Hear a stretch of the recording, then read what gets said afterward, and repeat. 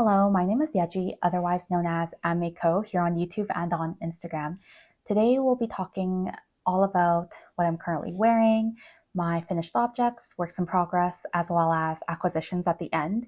And I have quite a few acquisitions, some which were kind of unexpected, so you're definitely welcome to skip that portion if it's not your cup of tea. We'll jump straight into what I'm currently wearing. I'm wearing Yell by Marie Wallin, and this is a cardigan that I showed off in Everything I Knit in 2024 video, but I knit the majority of it in 2023. So I finished it in December of 2023. And thank you to Mozart's Animation, who comments on a lot of my videos. Thank you so much for that, for asking more to see more about this cardigan, as well as Knits in TO. I think also just started a YouTube video knitting vlogcast podcast thing. So if you'd like to check her out, then I'll link her below as well. And she asked about this cardigan in last week's video of my drawing sweater. And if you've seen that video, then you know that the drawing sweater is a pretty complicated colorwork sweater, and the Yell cardigan, or just Yell, is also a pretty complicated colorwork cardigan. And most of my knits are mostly pretty basic, but I do enjoy color work at times, but I feel like it's giving you a wrong sense of the work that I do, or kind of overshowing it when if you have only seen last week's video and you're just joining in for this one. This cardigan took me a long time to make. I started in April of 2023, had a hiccup in between, and then restarted in July and finished it in December. And I remember in December, I was really only working on this cardigan and really trying to get it finished because my parents were here again, and so I was able to get a lot of quality knitting time. Yell is now an older pattern. It was first published in September of 2017, and it was published in Shetland. I bought it as a separate pattern on Ravelry, and so if you're only interested in this pattern, then I'd recommend you do that as well. There are a few things I want to start off with talking about this pattern, and the first is that it is not size inclusive, as it only goes up to fit a 50-inch bust. It only comes in 3 sizes, small to medium, large extra large, and double extra large. And the double extra large is meant to fit up until a 50-inch bust. However, saying all of that, I knit the large to extra large, and I wish I knit a small to medium, and even then I might have taken out a couple of repeats. So this whole cardigan is knit bottom up and it's steeked. So you knit it in the round and then you steek it at the end after you've knit all of the color work in the round, and then you also steek for the arms and you knit the arms top down. I'll share videos and pictures where I'm able to. And because it is a fingering weight garment that's knit on US 3 or 3.25 millimeters for the body, and then 2.75 US 2 for the ribbing, I definitely recommend you do a gauge swatch and you figure out how many of these repeats you'd actually like in your finished garment before you start this project, because it is definitely a time commitment. I turned on the lights in my room because it's getting slightly dark and it's a pretty gray day outside. I hope that doesn't make everything too yellow in this video, but I will have some pictures and videos of me wearing this garment outside, so you can get more of a true sense of what it might look like when you see me out on the street, or if you would like to make it in these exact colors. So before we get too into talking about this garment, I will stand up and show you what it looks like on me.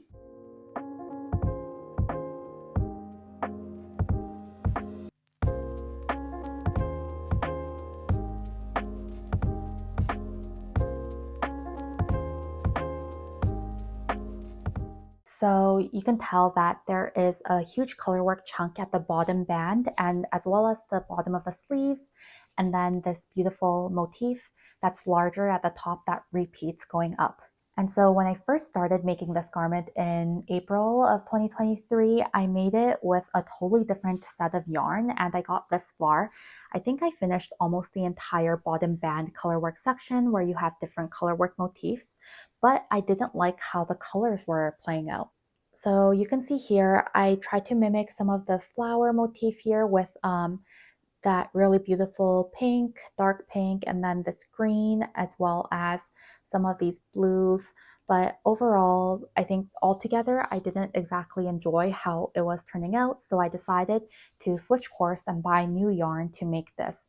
I think the issue I had with this is that I made it out of Istex Einband as well as Holzgarn Super Soft. And both of those are very thin fingering weight yarns, almost heavy lace weight yarns. So I think it was coming out slightly uneven because some of the colors in here were what was actually recommended, the Jameson and Smith.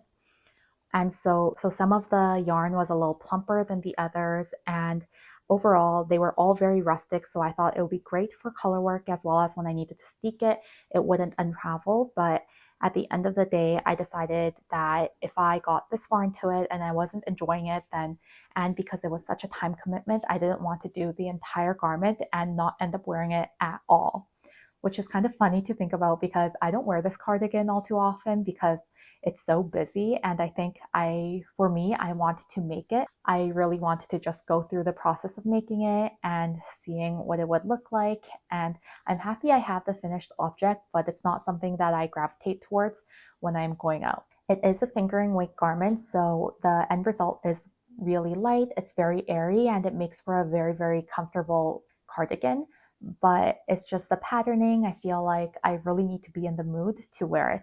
So what I ended up doing is I bought a palette, Knit Picks palette sampler box, and I think these were on sale. This has, I think, around 50 colors, or it had 50 colors, and I used, as I said, 19 of them, and the original pattern has 12 of them, so I chose colors that were similar to the ones I put in the body when I had to replace them with the ones that I ran out in the sleeves. I will show you what the palette sampler looks like. This is what it looks like, and the larger ones aren't in here, as well as the pinks below. These are the ones that I bought just to make the cardigan before, but then I ended up just going for a more cohesive palette because I thought that then I would be able to wear it more and that I would like the overall look of it more, which I think I definitely do like the overall look of this cardigan after I was able to choose a more cohesive palette from this box. However, I do sometimes wonder if I went on a complete grayscale or if I went on like a super fun, just anything goes type of really bright kind of colors instead of the dark and moody ones I originally started with, or in this, that I would wear it more, but that's all up in the air because I am not about to knit this cardigan again. So the yarn that's actually recommended is this, which is Jameson Spindrift, and it is the 25-gram ones and it approximately comes with 105 centimeters. So I have a couple of balls of these that I bought. I also bought this Baram U Pip colorwork that has the same type of 2-ply material, and it has around the same amount, 116 meters for 25 grams, so very similar. The Knit Picks palette is at 92 yards for 20 grams, so because these are smaller balls, I definitely did run out when it said that I would only need one ball. I needed a little bit more than that because there was less yarn in this, or less yardage in this, compared to the 25-gram balls that they recommended. And then when you compare the Istex Slopey Einband to either Knit Picks palette or Jameson Spindrift, you can definitely tell that the Einband is thinner and that the Einband is almost a single ply, or the Einband is definitely a single ply compared to the 2-ply of these. Overall, I think for a color work that's being steeked like this, something rather than an Einband, the 2-ply would work better because you can really get in between those plies and have it when you sew it down or crochet it down, so that it will really prevent it from unraveling. So I currently have 4 balls of these Einbands that I bought specifically for this project. I'm not 100% sure what to do with it. I might try to make some mittens out of it. I'm not sure if they'll be too rough by doubling it up or even tripling it up, but that's to be seen because I would like to I don't like having yarn go to waste, and I would like to use these yarns, but I'm just unsure when I buy something for a project and it doesn't end up working out, then I'm unsure of what to do with it. There's so much to say about this cardigan. First is that because you're starting bottom up, you have to cast on hundreds of stitches and then put in stitch markers for each repeat. and you follow the color work chart, and it gives you a steeking leeway as well, so that you have that extra room for when you cut into your fabric later. And you do the entire chart all the way up. And even with the sleeves, they also give you, or Marie Wallen also gives you a little bit of a steeking room for the sleeve as well. She lets you know where to put it in. And then you do a little bit of a stair step bind off, but you also have to then mattress sew them together at the end. And so after I finished the entire tube, before I mattress stitched the shoulders, I blocked it and made sure that the yarn bloomed and that everything was laying the way I wanted it to lay. So then I mattress stitched the shoulders, and you can see that the shoulders fall quite far in my back, and I'll talk about why in a bit. But then you have to just steek it, and then you can also, I think some people choose to knit their sleeves bottom up. I chose to pick up for my stitches in the sleeves and then knit it top down. Steeking wasn't as hard as I thought it would be. I think I followed some, or I watched some YouTube videos, and although I have a sewing machine, I'm very very new. And so although I have a sewing machine, I'm not very adept at using it. I just ended up crocheting one of the fingering yarns into the where my steek would be, and then I cut into it, and that was all fine. And I also sewed it down with a thread all the way down so that it would all stay down and that it was very flat. And then you have to pick up for the ribbing, and it's less of ribbing, more of a band, and then you do the band. So when you pick up and you knit for the ribbing or for the band, then you also have to do some purling in your color work because you go back and forth at that point. But that's all okay too, because the color work isn't too hard in this section. It's very small, the sections. So I would say that overall, the color work in this chart is not super hard. I did not catch any of my floats, and so my floats are quite long in some places, but my hands never get caught in them. And I think because just how rustic the palette is, it really sticks to itself. Overall, I really like the palette yarn for this. I would definitely recommend it. It hasn't pilled, not that I've worn it that much, but I have really nothing bad to say about it. It hasn't bled or anything too when I blocked everything. So after I was done that, this hem, this portion is basically stockinette, right? It's color work, and so it kept curling up on itself because the little moss stitch that you do at the very edge of your hems, as well as this hem, isn't enough to keep it from rolling on itself, which is why I added a 2-inch ribbon into my collar. And this I did just by whipping it down with a thread. I'll get up close so you can see. So I found the gold thread that resembled the almond color here, and I just whipped it down all the way around, and I was able to then have the collar lay flat. However, because I did that, I think that's the reason my bottom or my back just drops way below my front. So my front is a lot shorter than my back, and that's the way this cardigan naturally wants to fall. And that's because the ribbon is preventing the collar from hugging my neck this way and is rather laying flat on my shoulders this way. So it's pushing the entire cardigan back. And it wasn't as cropped as the model in the picture. So for me, it doesn't really matter. But if you are looking to put in a ribbon into your collar, then that's something that you'd want to look out for as well. And another point is that if you do have a ribbon that's thinner, it might not prevent it from curling completely. So my collar lays flat and it stays flat, but I've seen it where people put in ribbons that are quite thin just to prevent, or just to cover up where they steeked and sew down the steeking portion, and then but it doesn't completely cover it, so you might be able to see the ribbon if it ends up flipping up like this. Another thing too is that because I added the ribbon, I cannot put in a toggle or a band. I guess I can have one of those little shawl pins and have it so that it's very crisscrossed and overlapping, because it is quite an oversized cardigan anyway. But I haven't felt the need for it. I just wear it open like it's meant to be. There's no button band or anything, or there are no buttonholes in this cardigan. And so there's that. Overall, if this cardigan is on your bucket list, I would definitely recommend going through the projects on Ravelry, but I know that a lot of people are looking into doing it, and it was a fun experience for me. This cardigan, even though I think it's quite busy, makes a really classic piece, and it's something that I know I'll have for a very long time. One thing I wanted to also mention before I stop talking about this is that in my Ravelry notes, you'll find everything, but the colors, I have it listed out exactly which colors I used if you are interested in that. And in parentheses are the colors that I ran out of. So they're the colors I used on my sleeves rather than the body. Also, if you have any questions about this cardigan as you're making it, feel free to message me or comment on this video and at any point in time, and I'd be happy to get back to you.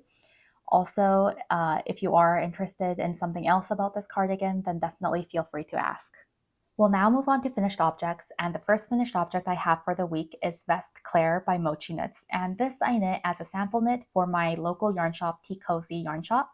And Emily, who's the owner there, asked if I could do the sample knit, and of course I said yes. So Vest Claire is quite a fun pattern. There is a lot of knitting back and forth. It's a vest, but it's also an open vest that you tie, so you don't get the advantage of knitting in the round. However, before I start talking about Vest Claire, I want to mention that it isn't completely size inclusive. It only goes up to a 50-inch bust, but there are quite a few size inclusive vest patterns out there.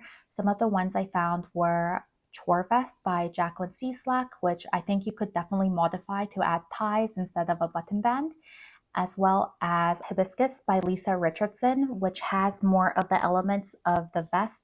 However, you don't need to add in the color work if you are looking to make it exactly like the Vest Claire.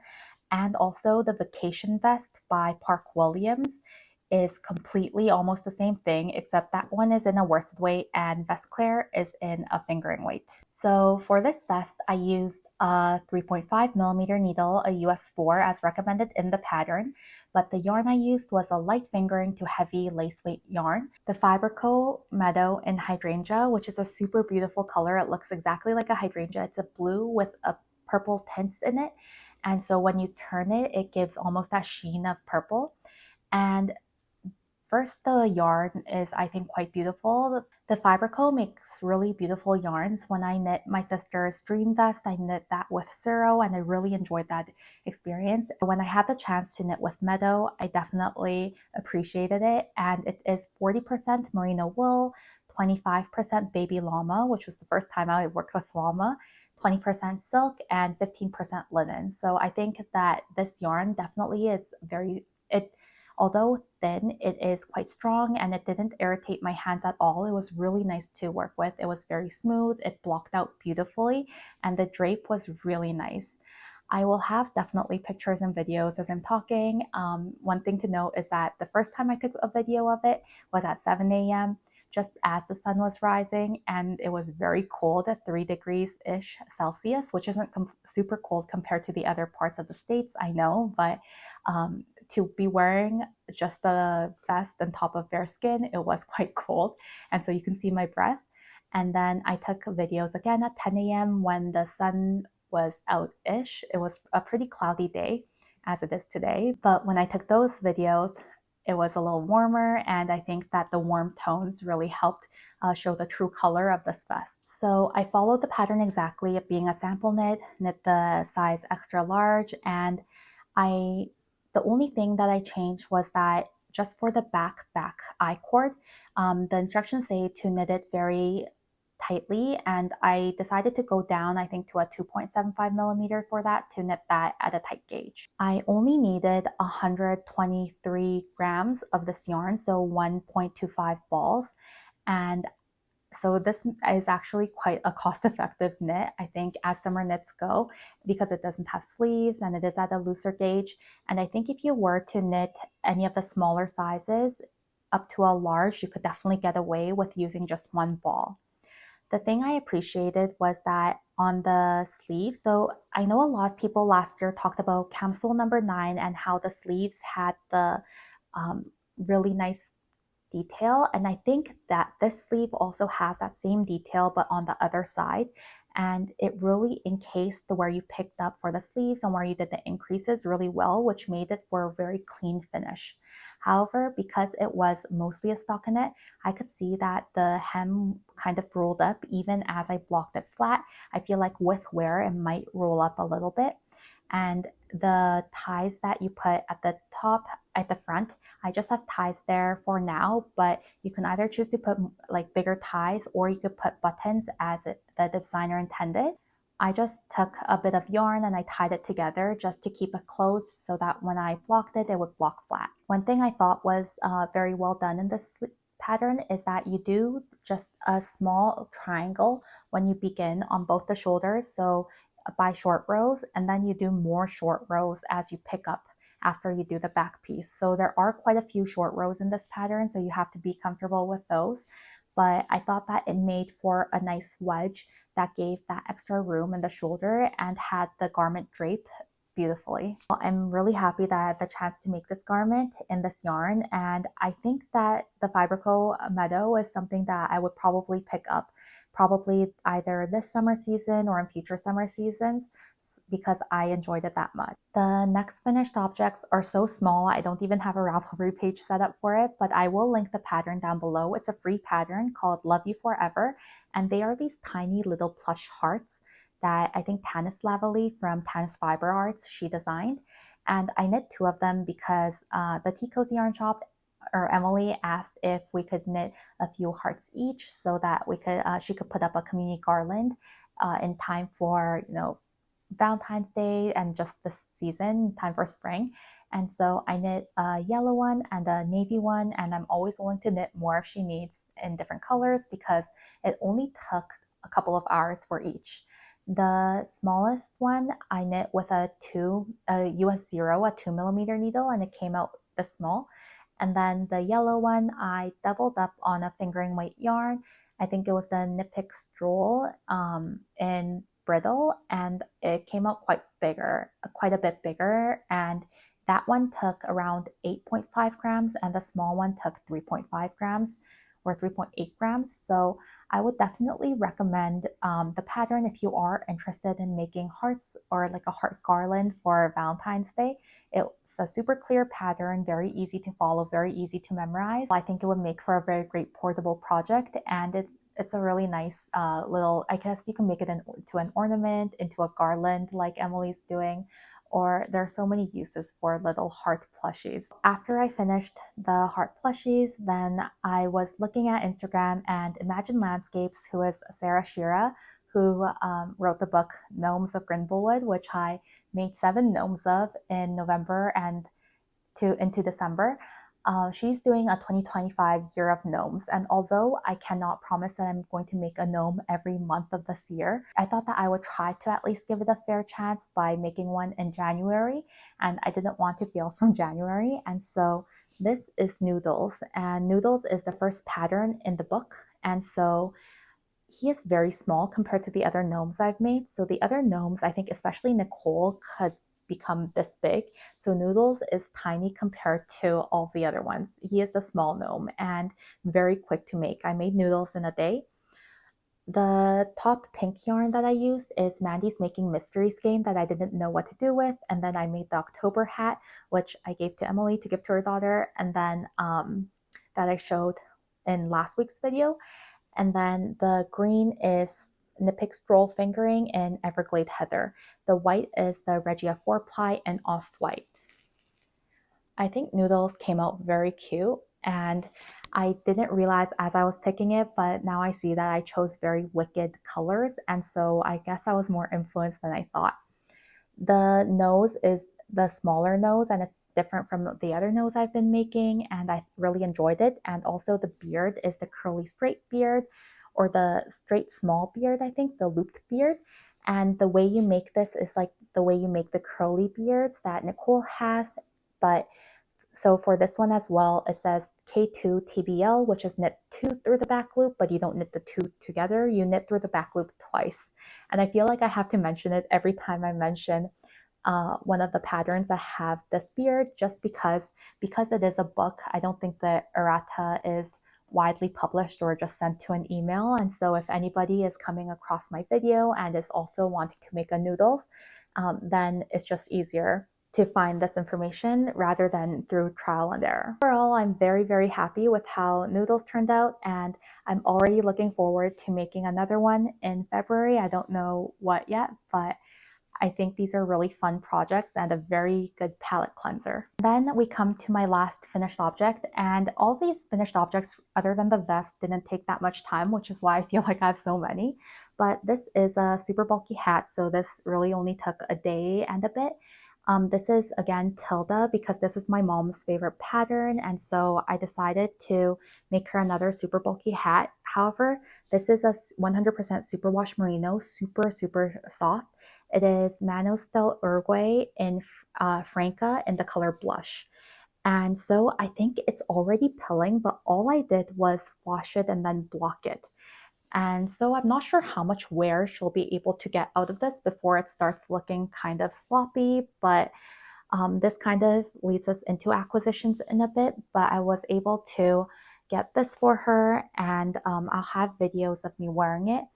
I definitely enjoy this pattern. I cast on 60 stitches. It's a free hat pattern, and instead of the 90 they recommend with a smaller weight yarn, I cast on 60 and I find that it works well. However, next time I'll make the ribbing larger because my mom enjoys a thick brim. So there will be more Tiilda hats in the future, and I won't go on too long about each of the ones I make, but as I'm making them, because it does take up time and because it is what I'm currently working on, I like to show it in these videos as well. So in terms of works in progress, I don't really have anything other than the port jacket, which I haven't touched this week, so I won't show it to you. But I did work on a pair of socks as well, and it's the same thing where I know everybody is saying they want to knit one pair of socks or at least one pair of socks a month. And so I decided I can't fall off the wagon when I haven't even stepped on it in January, and so I'm trying to make this pair of socks, and this is Woolberry Fiber Co. It's the Naughty or Nice mystery skein, and this is You're a Mean One, but not the Mr. Grinch, because I think last week I said You're a Mean One, Mr. Grinch, and the title of the sock I think is just called You're a Mean One. I decided to take a color work chart from the Doodle Knit Directory by Jamie Lomax, as I said I would last week, and I added these coffee cups with little hearts in it. And I think I will talk more in details about these socks as I finish them, because this video I feel like will already get pretty long, especially with me going on and on about the yell at the beginning. And so I will show you these socks when both pairs are when the pair is finished, and then we can talk into detail about how I added the charts in and everything. So next week I will talk about the port jacket as I work on it, and hopefully the socks as well. I'm not sure if they will be finished by next week, but I will show you more items as they're being completed. And now we'll get on to my acquisitions. And so if you're not interested in acquisitions, I totally understand, and thank you for watching. I hope you have a great week. If you are interested in acquisitions, I first want to let you know that my Knitting for Olive order came in, and I ordered it at the beginning of January, so I think it took around 2.5 weeks for it to come in, all the way from Denmark. And for Knitting for Olive, I had a gift card from my sister for Christmas, and so I didn't have to supplement a whole lot to buy a sweater's quantity. And I am making the anemone sweater, or I will be making the anemone sweater by Pernille Larsen, and so I bought yarn for that.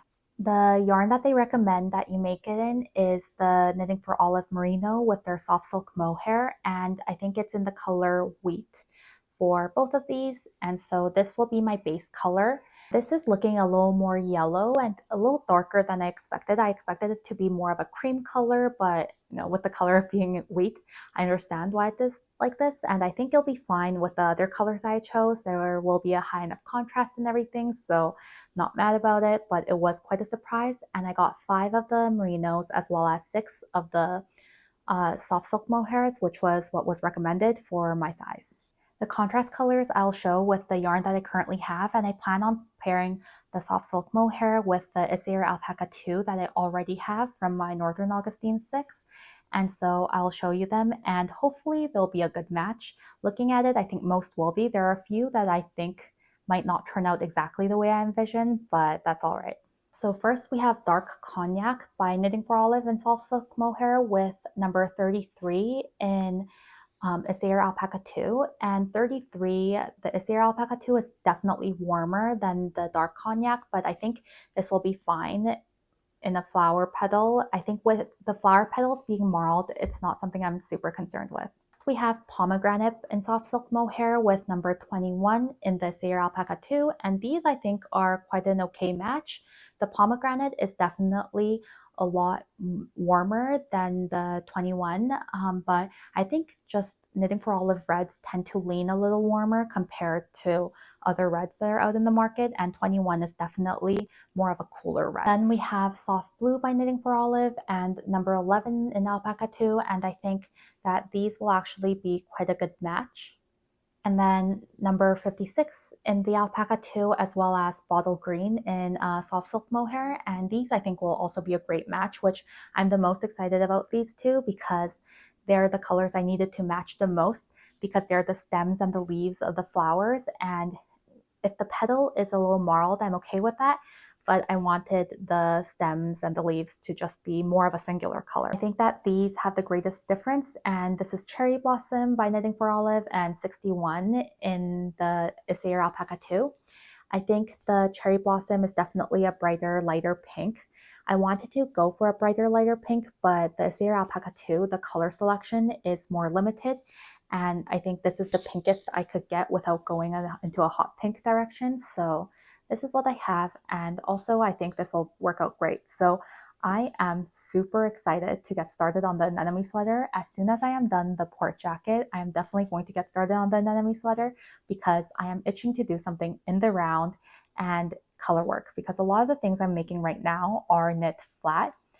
A lot of the garments I'm making right now are knit flat, and so there's a lot of purling, but I think having something in the round will be a nice change. Another order that I put in is for Explore Knits and Fibers, and I also had a gift card for Explore Knits and Fibers. And when I went on their site, they were having a buy one, get one 50% off for their Leave No Trace program, which I think is where they put in their one-of-a-kind skeins, their sales skeins into packs. It's a mystery pack, so you don't know what you're going to get. And because it was buy one, get one half off, and I had the gift card, I thought that even though I had to supplement some of my own money into it, I thought that it would be completely worth it, especially because, as I said a lot of times before, and as you can tell, I am more into making hats and mittens and just accessories in general so that I can gift it to more people. In the Leave No Trace packs, you can put in a comment about the colors that you would like and they will try their best to match it. I asked for solids or tonals in all different colors because I wanted to just try out different colors from Explore Knits and Fibers, and they definitely delivered. These go really well together, but also are all different. So here we have my first pack. And it has this really bright hot pink, which I'm in love with, and also 3 greens, which go really well together. So maybe they thought I was making a Stella quilt cushion or something, and so they included these colors, but I think the color sense of whoever packed these is really great. And I got the Earthy DK, which is a DK weight yarn in 100% non-superwash merino. And the second pack I got also has these really dark colors, and I really enjoy these colors. I think they will look very great. And if I want, then I can also pair it with a whiter cream color to do some color work. And so I'm very excited about these 2 packs. So those were my 2 planned purchases that I knew were coming in and I was excited for. However, this week I did make quite a big unplanned purchase, and this is because the Fiber Gallery, which is another local yarn store to me, is closing down at the end of the month, and they were having a sale up to 75% off. Most of the items I got were 15% off to 40% off, I think, but most were in that 15% off range. And if it was any other time, then I think I wouldn't have been as tempted with a 15% discount, but I definitely wanted to try some of these yarns out. And so there is quite a bit here. Because this is unplanned, I don't have plans for all of these yarns yet, but I think I have more of an idea of what I want to make with them now than when I first bought them. Thank you to the person who saw us go into Fiber Gallery and said that she watches my videos. It was my first time getting recognized, even though it was outside of a yarn store, so the chances were higher, and it was very exciting for me. Thank you. I took my two daughters, I was wearing my baby, and my husband had my toddler, and they went to the library that's across the street, the Seattle Public Library, Greenwood branch. And so they were able to be there for a little while. It was very packed in the shop, and as people were trying to get these discounts. I will show you what I got. I can't remember the exact discounts, and I will go through some of the plans that I have with the yarn. First, when I picked up this yarn, I also picked up a cream color. So this is Manos del Uruguay Franca in the color Natural. And I planned on also making a hat for my mom. But my mom said that she liked the one that I made her previously so much, and she gave it to a friend because her friend also liked it and she knew I was going to be making more. And so I actually just ordered, before I went to La Fiber Gallery, I ordered the exact same yarn because she wants the exact same hat again. And so that's still going to be coming in. So hopefully I won't be buying yarn for a while, but I also have this colored. Knowing that it's going to pill, I think I will pair this probably with silk mohair. I have white drop silk mohair as well as some brushed alpaca silk in a white cream color, and so I think that could go well and prevent some pilling as well. Next, I was unaware that the Fiber Gallery sold Wool Dreamers, and they sell the Manchalopes yarn, and so I picked up 4 of these. This is an Azul Cobalto, so cobalt blue, and I picked up 4 plates. It already had things in it, so I'll just have to pick these out. But I want to make my bocce sweater probably in this yarn, so I will have to definitely go out and get a silk mohair in a bright blue. I think Sandisgarn makes a blue color that might be as bright as this. And Tea Cozy Yarn Shop also carries Sandisgarn, so I will look into that as well. But I picked this up because I knew that I enjoyed working with unspun yarn and I enjoyed making my port jacket. I think another oversized sweater could be really beautiful, especially in this color. I also picked up 4 of these, which is the Fiberco Zero, and this is in the color Angelic. And this is the same yarn that I mentioned that I knit my sister's dream vest with, and I enjoyed working with that so much that I also picked up 4 from there. And it's a sport weight, 50 grams each, 40% alpaca, 40% cotton, and 20% wool. So it's alpaca cotton mainly with a little bit of wool. I think this, just the fabric that the Ciro makes is so beautiful. If you cannot find this at Fiberco, I know also Tea Cozy carries this as well. And I know Michelle Frazetta, talks a lot about this yarn, which is Cumulus by Fiber Spates. They didn't have a ton of colors left, but they did have this one, which is Slate. And it is 75% Surrey alpaca, 26 or 74% Surrey alpaca, sorry, and 26% silk. And so I thought that it would be beautiful in a hat or an accessory, so I just picked up one of these. But it does have a white core compared to the dark blue or that slatey blue look. So I'm not sure exactly how I'll knit up, but I'm excited to try it because I've just been hearing so many great things about it. This is my mohair slash furry kind of bag, and so that's why everything I'm picking out is all like Surrey alpacas and kid mohair. The next items are the things that really brought my total up. I think this Madeline Tosh was only 15% off, but I still really wanted to try their silk cloud because I know that the Shibui silk cloud, the mill got sold or it was bought by Madeline Tosh, but Jimmy Beans owns Madeline Tosh, and so I picked up this. This is Madeline Tosh Silk Cloud mill dyed, and this is in the color Abyss. And I have 4 of these. Having a black silk mohair will come in useful, and I think that I could definitely pair this with the Kelborn Woolen Scout in charcoal heather in that black color, dark gray color that I have, or even in the future when I do decide to make another black garment, then I will be using these. It does feel really nice. It's very soft. I also picked up the Madeline Tosh Silk Cloud, but these are hand paints rather than the mill dyed in Great Gray Owl, and I picked up 4 of these as well, and they're a very true gray. They're all from the same lot, and so I decided even if it was only 15% off, and these are quite expensive for just one skein, I thought I was getting a good deal, and I know that I'll be using these, so I hope to do it soon. The other two that I picked up were, this is also a milled dyed silk cloud, and this is in the color Suit. And so these are 60% kid mohair, 40% silk.